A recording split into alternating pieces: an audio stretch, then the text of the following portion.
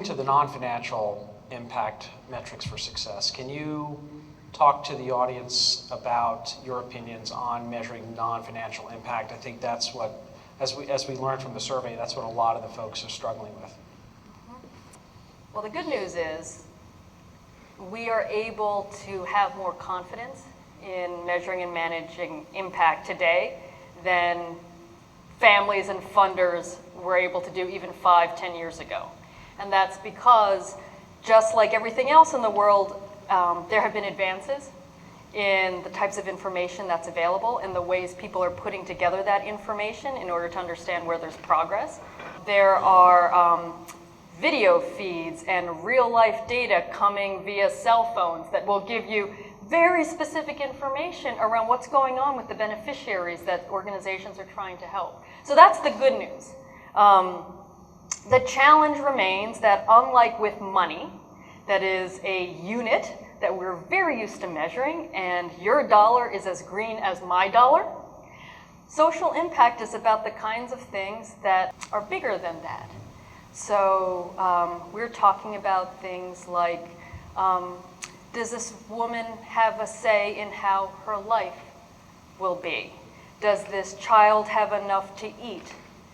Will this boy be able to read and actually get something out of his education from 3rd grade on? Those are the kinds of social impact issues that we're talking about, and it's much tougher to see and measure that than it is to count the number of bills we have in our pockets.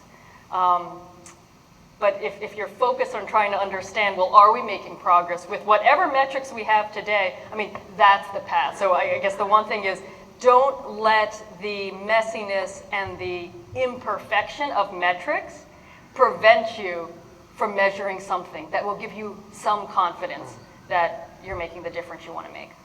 Doug, you have a lot of thoughts on this issue in terms of providing foundations with better ways to understand and reflect their good results and their not so good results from a non-financial perspective.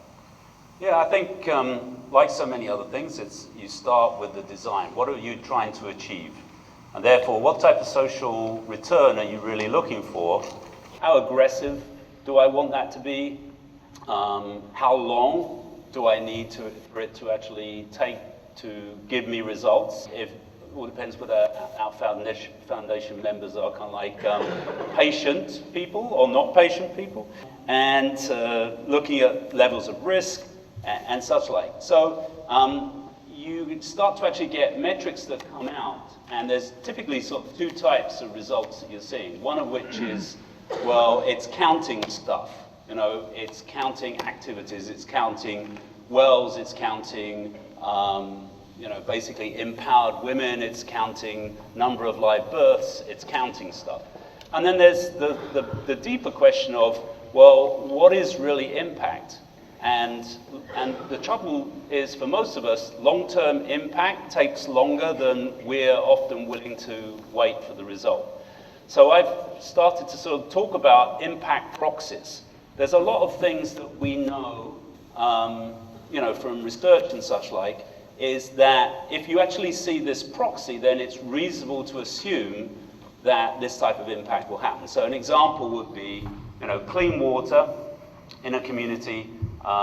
Basically, yeah, we can see that. We can start to actually assume, if we see all the health center data from that region with diarrheal diseases coming down significantly, we can start to assume that that's having a long-term impact on waterborne diseases.